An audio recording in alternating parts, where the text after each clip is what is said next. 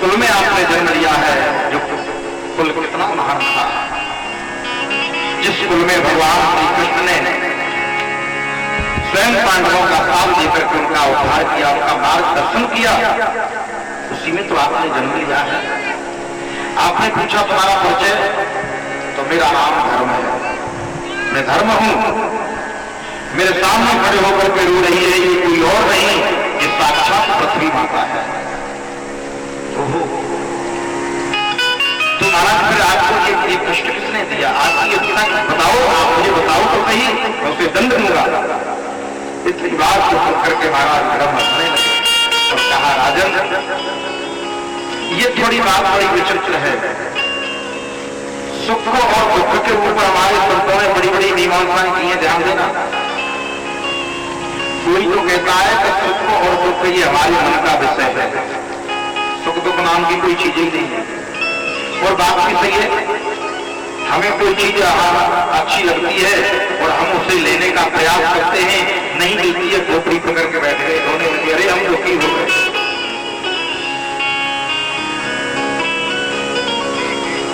नीम को आप खाओगे, आपका मुख स्वाद खराब हो जाएगा, कड़वा लगता है। और ऊंट को देखो कितने प्रेम से खाता है।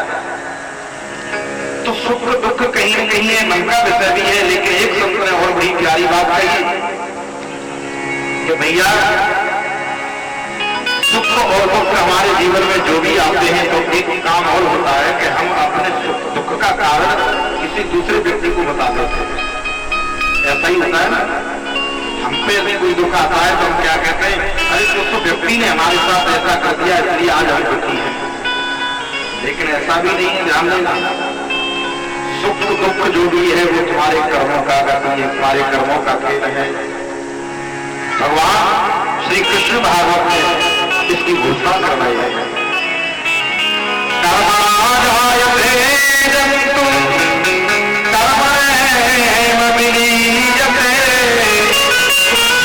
दुखम दुखम भयम क्षयम कर्मणि पद्यते। भगवान कृष्ण कहते हैं बाबा 10वें स्कंद में, अरे बाबा आप अच्छे कर्म करोगे उसका आपको अच्छा फल मिलेगा। आप कर्म करोगे आपको अच्छे मित्र मिलेंगे, और कर्म से ही आपके शत्रु भी बनते हैं। और यहाँ तक भगवान कृष्ण ने तो कह दिया, कर्म रही गुरु ईश्वर, अरे कर्म ही तुम्हारा ईश्वर है और कर्म ही तुम्हारा गुरु है। और आगे हमारे संतों ने जहां तक वर्णन कर दिया कि निज कर्म प्रताप से जन्म मिले, निज कर्म ही वे तो का जीवन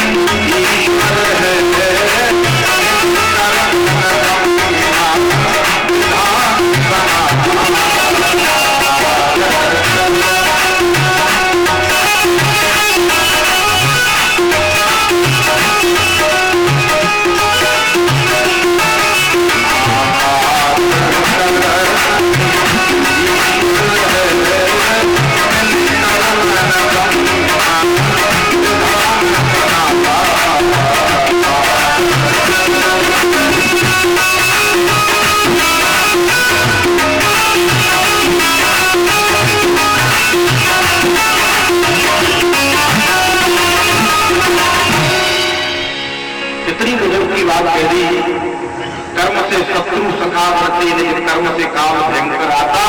इस कारण कर्म ही ईश्वर है, बिन कर्म न ब्रह्म विधान बनाता। ब्रह्मा की ताकत नहीं है कि बिना कर्म के तुम्हारे जीवन पर कुछ लिख सके। तो मेरे ऊपर जो दुख है ये मेरे कर्मों की गति होगी।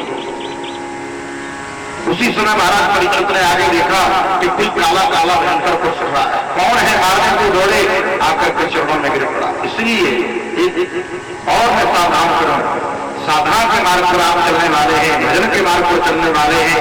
अनर्गल जिस व्यक्ति को आप जानते नहीं, अचानक उससे अपने शरीर का स्पर्श मत होने दें, बहुत बड़ा प्रभाव पड़ता है।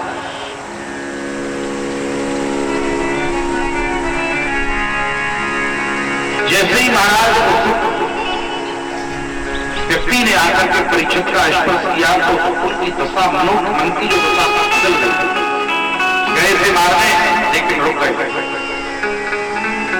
परिचय पूछने लगे, कौन हो तुम, क्या परिचय है तुम्हारा? उसने हाथ जोड़ करके कहा, बोले महाराज मेरा नाम है कलयुग। अरे कलयुग तो तुम मेरे राज्य में क्या करने आए हो? तो बोले कहां जाऊं, जहां भी जाता हूं पूछता हूं, लोग यही कहते हैं कि यहाँ के सम्राट राजा महाराज परीक्षित है। तो मुझे भी तो कोई मार्ग बता दो, मैं कहां रहूं? अब यहां पर ध्यान देना, महाराज परीक्षित ने कलयुग को कौन कौन से स्थान दिए यहां पर कलयुग रहता है। और जो व्यक्ति कलयुग के जो स्थान निश्चित किए हैं उनमें यदि सम्मिलित है तो उनको कलयुग का परिवार ही मान करके चलना। 4 स्थान पहले निर्धारित हैं। अभ्यर्थी तथा तस्मै स्थान कलये दद्यो द्यूतपान स्त्रिया सोनम यथा धर्मश्चतुर्विधा। जिस जगह पर मदिरा का सेवन हो, दारू पी जाती है, वो कलयुग का निवास स्थान है। तो जो व्यक्ति मदिरा का पान करते हैं, मदिरा का सेवन करते हैं, वो कलयुग के परिवारी ही हैं। जिस जगह जुआ खेला जाता है वहां कलयुग का निवास स्थान। तो जो जुआ खेलता है वो कलयुग का परिवारी। तीसरा, जहां वैश्यावृत्ति, जहां चरित्रहीनता की बातें होती हैं, जहां कामकता की बातें होती हैं, वहां कलयुग का निवास। और ऐसा कोई व्यक्ति आपको समझ में पड़े तो वो कलयुग का परिवारी है। और चौथी बात, जहां मांस भक्षण होता है, जहां महाराज बकरों की बलि लगती है, जहां मुर्गे करते हैं, ऐसी जगह पर कलयुग का निवास। और ऐसा कोई व्यक्ति है जो वो कलयुग का परिवार है। 4 स्थान। अंत में कलयुग कहता है, बोले महाराज मेरा परिवार बहुत बड़ा हो गया है, एक कोई ठीक सा स्थान और दे दो। ये तो आपने दे दिए। तो बोले ठीक है, 5वां स्थान तेरा सोना होगा, सोने में तेरा निवास। अब यहाँ थोड़ा सा अटपटा ऐसा लगता है कि भगवान कृष्ण गीता में कहते हैं कि धातुओं में कंचन जो है वो मेरा स्वरूप है। धातु जो कंचन है, सोना है, उसको बहुत पवित्र माना गया है। पूजा इत्यादि हमारे जो अनुष्ठान होते हैं उनमें उसका बहुत अच्छा प्रयोग होता है। और इधर भगवान, इधर परीक्षित महाराज ने कलयुग निवास स्थान को वहां पर निर्धारित किया। कारण क्या है? बोले इसका सीधा सीधा कारण है कि यहाँ पर सोने का मतलब आप धातु से न लेकर के चले, यहाँ पर सोने का मतलब आप धन से लेकर के चले। भले ही वो सोना हो, भले ही वो धन हो, रुपया हो, पैसा, संपत्ति हो, जो आपने नंबर 2 से कमाई होगी उसमें कली का निवास होगा। ध्यान देना, जो आपकी मेहनत की कमाई होगी, जो आपका पसीने का पैसा होगा, नंबर 1 ईमानदारी का पैसा होगा, कलयुग कभी स्पर्श नहीं कर सकता है। निश्चित रहो। और जहां नंबर 2 का मामला है वहां पर कलयुग छूटता नहीं है। फिर आजा बेटा हमारे तेरे तो हाथ होंगे।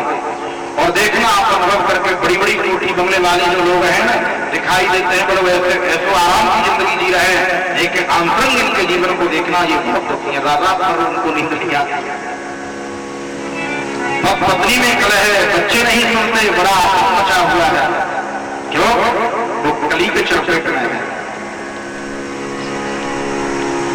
5 साल देने के बाद महाराज परीक्षित लौट के घर आ गए। अब कलयुग तो ये सोच रहा था कि कहीं मुझे थोड़ी जगह मिल जाए जो मैं बैठूं तो सही। अचानक आज परीक्षित के मन में एक विचार आ गया कि मेरे पूर्वजों के बक्सा बहुत रखे हैं, अभी तक मैंने खोल को देखा ही नहीं। आज जैसे ही एक बक्से को खोल करके देखा तो बड़ा सुंदर सा एक सोने का मुकुट, हीरा पन्ना आदि जड़े हुए, उसी मुकुट को आज अपने सिर पर धारण किया। और वो मुकुट किसका है? कथा आती है, आप आखिरी दिन शायद ये प्रसंग आएगा कि जब महाराज भीम ने जरासंध का वध किया तो उसका मुकुट लेकर के जब चलने लगे तो उसके पुत्र सहदेव ने कहा कि महाराज मेरे पिताजी का तो आपने वध कर दिया, ये मुकुट तो मुझे दे दो।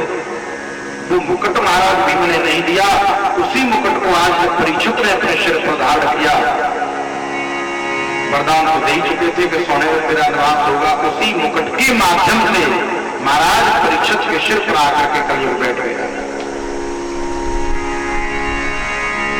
चल पड़े जंगल में शिकार करने के लिए, बहुत दूर निकल गई। ऐसा ही गर्मी का मौसम रहा होगा, बड़ी तेजी से प्यास लगी, लौट रहे थे। सोचा कहीं ऐसी जगह मिल जाए तो थोड़ा सा आराम करने और पानी और मिल जाए तो आनंद ही आएगा।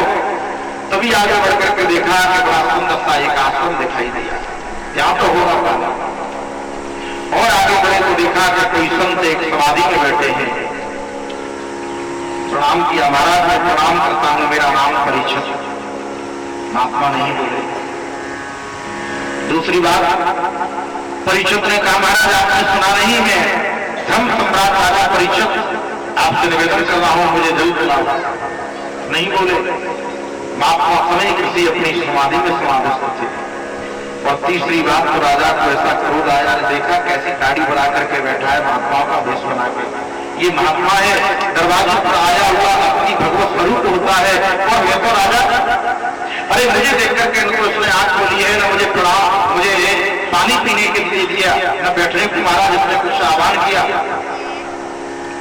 एकदम से क्रोध में आके वहां से चल, अरे ठीक है घरे आदमी, तुम्हें कितनी प्यास लगी थी तो फिर घर ही आके पी लेते। मार्ग में एक मृतक सर खड़ा हुआ था, धनुष की बाण की नोक से बीधा और बीध करके लेके आए और महाराज समीप ऋषि के गले में वो मृतक सर डाल दिया। जैसे ही मृतक सर डाला, समीप ऋषि का पुत्र है जिसका नाम है श्रृंगी ऋषि, जो नदी में स्नान कर रहा था, किसी ने जाके बता दिया भैया आप तो यहाँ स्नान कर रहे हो, तुम्हारे पिता के गले में राजा परीक्षित ने मृतक सर डाल दिया।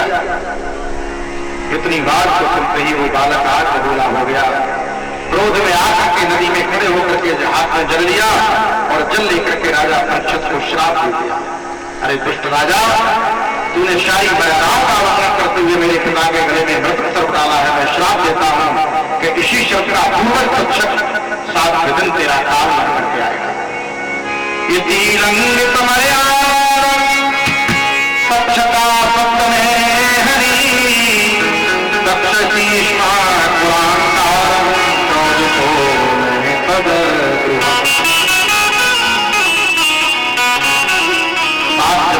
तीर कमान से निकलने के बाद कभी वापस लौट के नहीं आती, इसलिए कहा जाता है कि कोई भी बात कहने से पहले बहुत विचार करना चाहिए, सोचना चाहिए। बालक आया और आकर के पिताजी के चरणों में रोने लगा। महाराज सभी बच्ची की आंख खुली, बेटा क्या हुआ, कौन रो रहे हो? श्रृंगी ने सारी आजकल का कोई महात्मा होता तो पीठ में पथवाता, अच्छा किया था, मैं दुष्टशील आया, बताओ मेरे गले में मतलब। आहा, लेकिन संत की परिभाषा कुछ और है। आप लोगों ने शायद नाम सुना होगा, स्वामी विवेकानंद जी के गुरु थे स्वामी रामकृष्ण परमहंस। स्वामी रामकृष्ण परमहंस से एक बार किसी साधक ने पूछा, गुरुदेव साधु कि स्वभाव का परिचय क्या है, साधु का स्वभाव कैसा होना चाहिए? अच्छा, स्वामी जी के अंदर एक विशेषता थी, आपने कोई प्रश्न किया तो तुमसे ही उसका उत्तर भी निकल पाते थे। स्वामी जी ने कहा हम तो बता ही देंगे, तूने भी तो किसी को माना ही होगा, तेरी नजरों में साधु का स्वभाव क्या है? बोले हमारी नजरों में तो ये है कि भोजन मिल जाए तो ठीक है, न मिले फिर भी मस्ती में रहे, तो बोले ये कुत्ता भी हो सकता है। अरे कुत्ते को तुमने थोड़ा डाल दिया तो ठीक है, तुमसे लड़ाई थोड़ी लड़ेगा कुत्ता। तो फिर बोले साधु का मतलब है कि यदि भोजन मिल जाता है परमात्मा को धन्यवाद देता है कि प्रभु कई दिन हो गए भूख लग रही थी, आज तो तुमने आनंद कर दियो, और भोजन नहीं मिलता है फिर भी परमात्मा को धन्यवाद देता है। भोजन करने से आलस भी आता है, भोजन होता नहीं है, चलो अच्छा किया आपने। जिस स्थिति जिस परिस्थिति में रहे उसी में रह करके जो परमात्मा की कृपा का अनुभव करता है उसी का नाम संत है। जिस देश में जिस देश में परदेश में रहो, जिस